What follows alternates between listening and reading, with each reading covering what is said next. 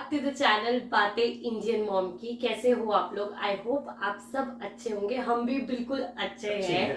सो आज का जो वीडियो है वो है why we chose Canada, what are the benefits of Canadian PR. So before starting मैं आप लोगों को let me clear one thing. हम भी ये सोच लेकर आए थे कनाडा में कि हम सिर्फ 10-15 साल अपना कमाएंगे, 10-15 शायद ज्यादा हो गया, 5-10 साल कमाएंगे and then will go back to our mother country.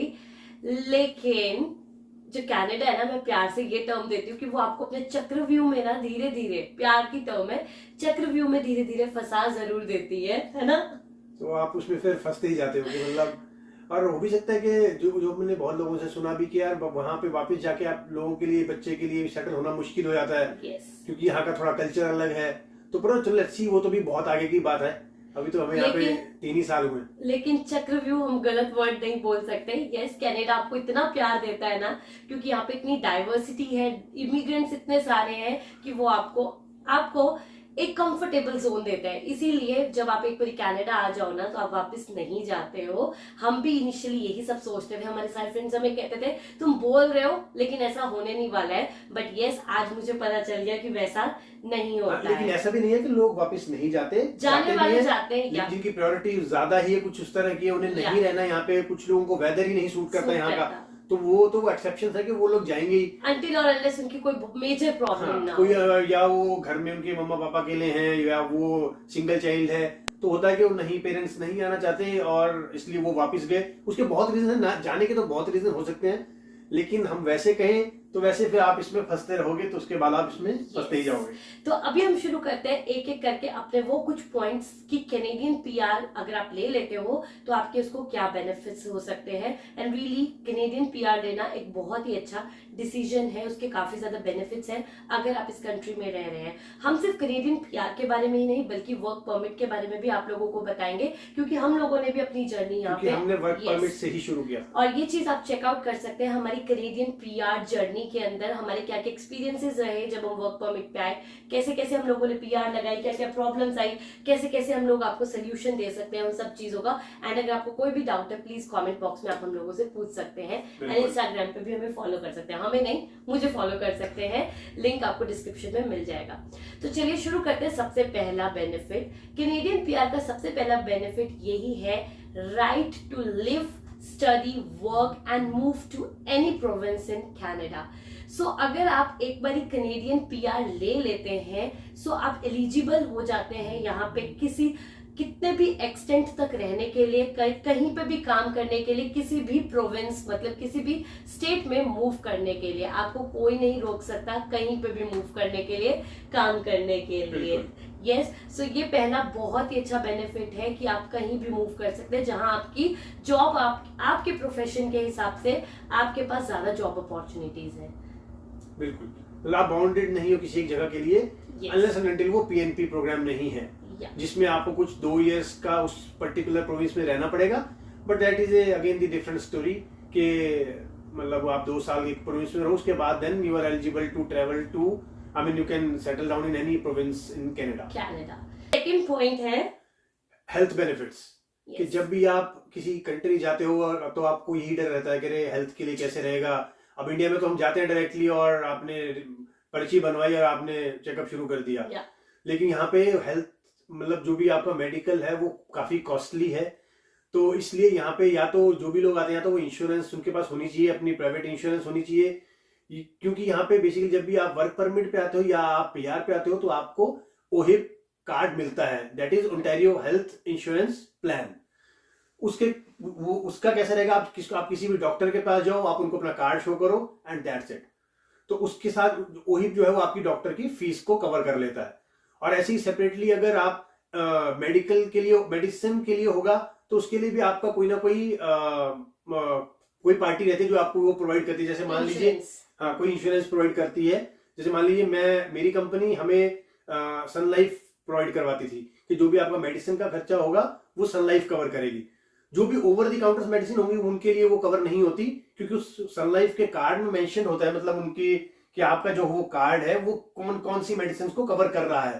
तो फॉर एग्जांपल अगर आपका मेडिसिन का खर्चा $40 है, हो सकता है जब आप वो अपना सन लाइफ का या जो भी आपका इंश्योरेंस होगा उसका आप जो भी जितना परसेंट होगा, मतलब आई एम नॉट श्योर, लेकिन आपको फिर उसका 8, 9, 10 बस इतना ही अमाउंट पे करना होगा। तो इट्स रियली आई मीन आप जाओ, आपको बहुत कम पैसा खर्च करना पड़ेगा उसके लिए। इसमें एक चीज और मैं ऐड करूंगी, यहाँ पे डेंटल एंड जो विजन है, आई चेकअप है, वो फ्री नहीं होते हैं, उसके लिए आपको पे करना पड़ता है। बट कुछ एम्प्लॉयज ऐसे कुछ होते हैं, परसेंटेज तक फ्री होता है, लेकिन जो है वो उतने में आपका वो डेंटल नहीं होता, तो इसलिए वो आपको काफी कॉस्टली पड़ता है उसके बाद फिर। बट कुछ एम्प्लॉयज ऐसे होते हैं जो फ्री विजन, फ्री नहीं, कुछ परसेंट आपको पे करना पड़ेगा, और डेंटल चेकअप के लिए भी कुछ अमाउंट आपको पे करना पड़ेगा, नॉट एग्जैक्टली फुल। मैक्सिमम जो यहाँ पे एम्प्लॉयर्स हैं वो आपको ये सर्विसेज जरूर प्रोवाइड करते हैं। सो ये एक अच्छा बेनिफिट है। और वन मोर थिंग कि जो वर्क परमिट पे आते हैं और जो पीआर पे आते हैं, वो ही दोनों के लिए वैलिड है। लेकिन आई गेस जहां तक मुझे याद है, वर्क परमिट वालों के, जब मैं वर्क परमिट पे आया था तो आई गेस 3 मंथ्स तक ओहिप नहीं बनता था। मतलब आपको 3 मंथ्स उस प्रोविंस में होनी चाहिए, उसके बाद then you are eligible to make the OHIP card. तो लेकिन उस टाइम हमारी कंपनी हमें इंश्योरेंस प्रोवाइड करवाती है उन 3 महीनों के लिए, ताकि अगर कोई भी प्रॉब्लम हो तो आपको अपनी जेब से पैसे ना खर्च करने पड़े। सो थर्ड बेनिफिट, अभी मेडिकल के बाद तीसरी चीज हम हर टाइम सोचते हैं अपने जॉब के बारे में। सो जॉब बेनिफिट्स यहाँ पे बहुत ज्यादा है।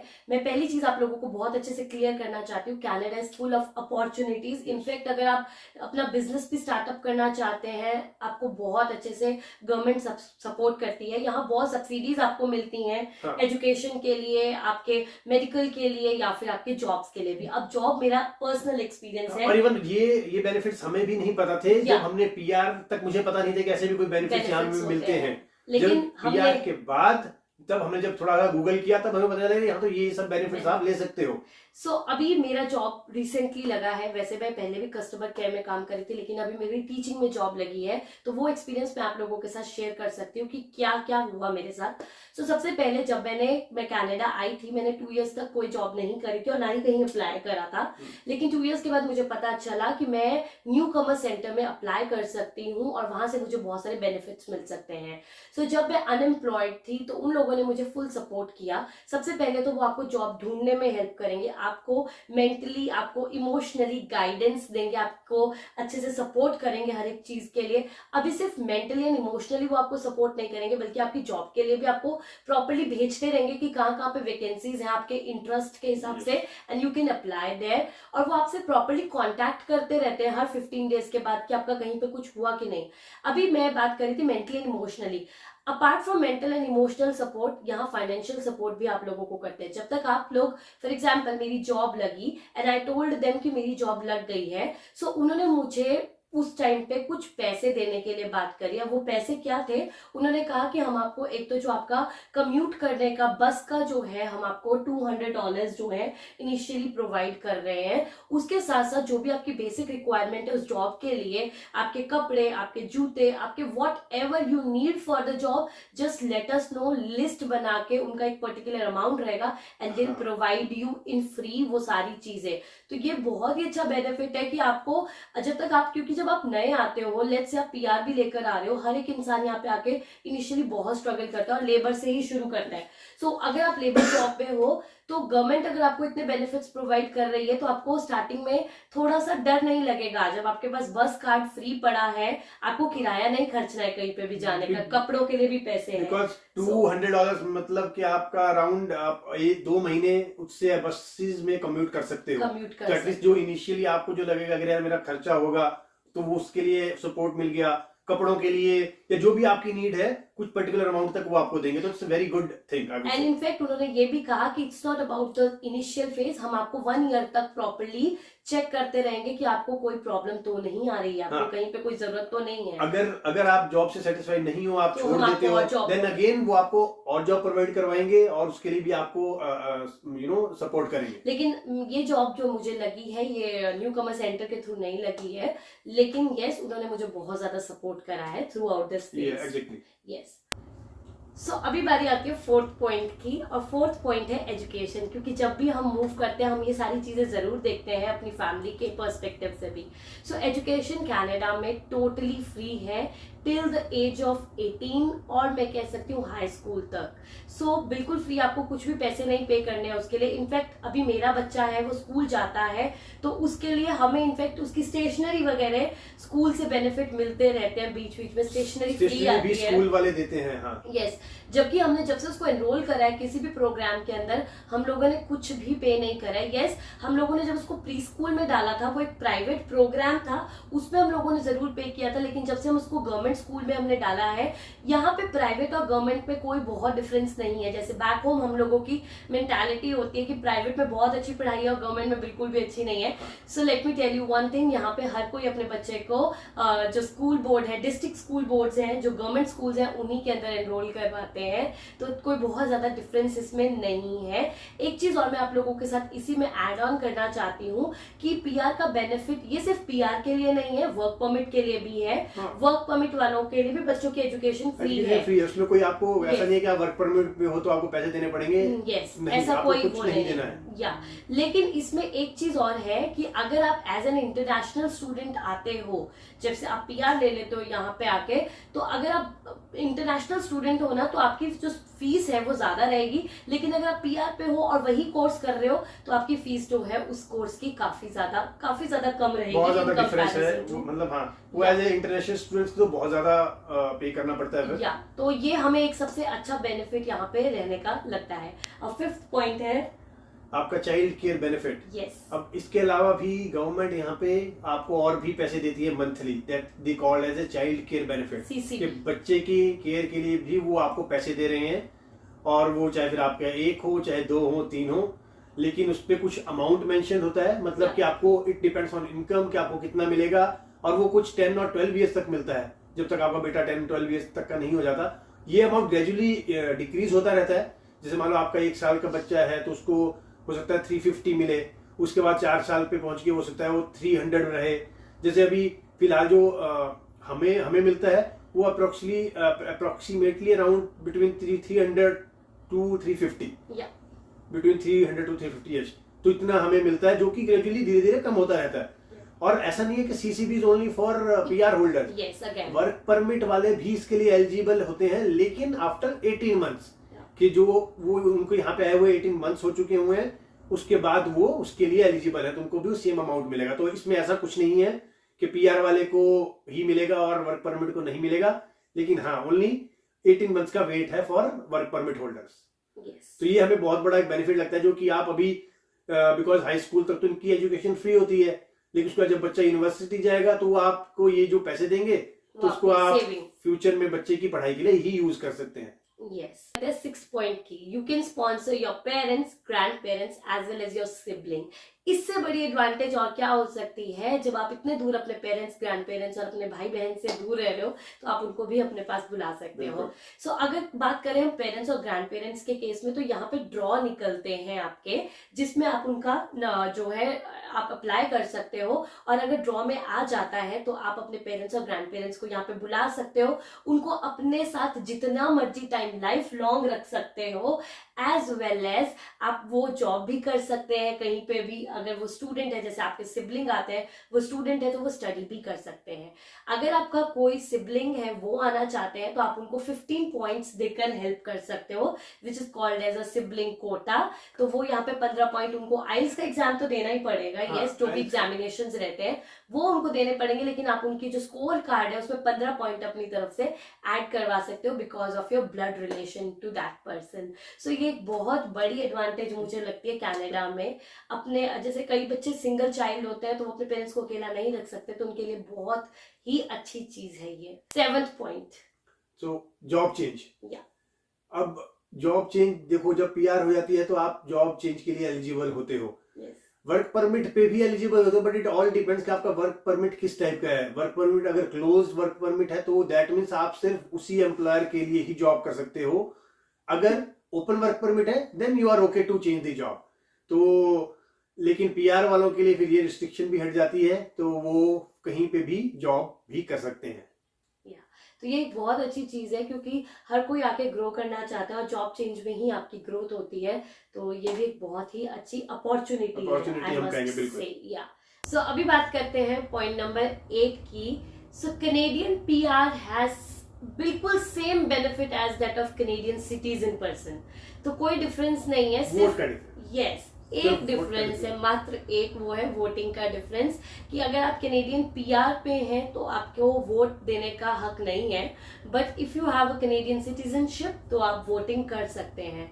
सो वो इट ऑल डिपेंड्स. अगर आपको लगता है कि आपका एक वोट बहुत इंपॉर्टेंट है तो you can apply for Canadian citizenship, उसमें कोई आपको रोक नहीं सकता है. यस, जो कैनेडियन पीआर होती है आपकी, वो आफ्टर 5 years जो आपका पीआर कार्ड होता है वो एक्सपायर हो जाता है, देन आपको उसको दोबारा से रिन्यू करवाना पड़ता है, जो कि एक कोई बड़ा लॉन्ग प्रोसेस नहीं है. क्योंकि जब आप 5 साल रहते हैं उसके बाद वो आपको पता होता है गवर्नमेंट को कि यहीं का मतलब यहीं पे उसको कोई टाइम नहीं लगता. उसके बाद वही जो या. प्रोसेस है नॉर्मल कि आप जो अपनी फोटोज दो या जो भी डिटेल्स वही सेम रहेगा और वो कार्ड आपके घर मेल कर देंगे. या. सो अभी बात करते हैं लास्ट पॉइंट, 9th पॉइंट की, benefits for first time home buyer. या देखिए जीटीए में, मतलब ये जो ग्रेटर टोरंटो एरिया है, ओंटारियो स्पेसिफिकली, यहाँ पे घर लेना बहुत ही मुश्किल हो चुका है अब फर्स्ट टाइम होम बायर के लिए. क्योंकि जो स्काई रॉकेटिंग जो प्राइसेस हैं घरों के, वो बहुत ही मुश्किल है फर्स्ट टाइम होम बायर के लिए. लेकिन गवर्नमेंट उसके लिए भी कुछ बेनिफिट्स प्रोवाइड कर रही है. जैसे मैंने अभी सुना है कि वो कुछ $10,000 की ग्रांट दे रही है जो कि फर्स्ट टाइम होम बायर है. कुछ और भी कुछ बेनिफिट रहता है कि आपको कहीं पे कोई डिस्काउंट मिल जाएगा $3,000-4,000 का जो भी है. तो और वही कि आप 5 और 10% देके, आप मिनिमम 5% डाउन पेमेंट देके भी, मतलब आप मिनिमम 5% डाउन पेमेंट भी दे सकते हो घर के लिए. इट ऑल डिपेंड्स कि उस घर की कॉस्ट कितनी है तो उसका 5% कितना हो रहा है. और वो सही है वैसे, अगर जो भी फर्स्ट होम बायर होता है, क्योंकि यहाँ के प्राइसेस के हिसाब से इंसान के लिए अफोर्ड करना मुश्किल हो जाता है. सो गवर्नमेंट एक अच्छा स्टेप उठा रही है. इनफैक्ट ये सिर्फ गवर्नमेंट का रोल यहीं तक नहीं लिमिटेड है. मुझे याद है जब कोविड हुआ था उस टाइम पे भी गवर्नमेंट ने बहुत ज्यादा सपोर्ट करता हर एक अनएम्प्लॉयड पर्सन को, बहुत लोगों को जो वर्क फ्रॉम होम कर रहे थे, बहुत लोगों को कुछ पैसे दिए गए थे पर मंथ उनके एक्सपेंस के लिए, राइट. सो वो एक अच्छी चीज है कि गवर्नमेंट यहाँ पे जागती रहती है और अपने लोगों के लिए काफी ज्यादा हेल्पफुल है. Though we are paying a lot of taxes, हम पे कर रहे हैं, एटलीस्ट चलिए वही टैक्सेस, उसके हमें बेनिफिट्स भी मिल रहे हैं. तो मैं कहूंगा वो नल एंड वॉइड हो जाता है कि ठीक है यार आप टैक्स पे कर रहे हो तो आपको वो सारे बेनिफिट्स भी मिल रहे हैं. या so this is all about the benefits of Canadian PR. अगर आप लोगों को वीडियो अच्छा लगा होगा, अगर आपका कोई भी पर्टिकुलर क्वेरी होगा या कोई पर्टिकुलर टॉपिक पे आप चाहते हैं कि हम आप लोगों से बात करें, तो please let us no in the comment section. And अगर अच्छा लगा होगा तो लाइक एंड सब्सक्राइब करके फैमिली का पार्ट जरूर बनिएगा. सो इस चैनल पे हमारे व्लॉग्स और कनाडा से रिलेटेड बहुत सारे वीडियोस आते रहते हैं. सो okay everyone, bye bye, take care, Bye bye. see you in the next video, bye bye.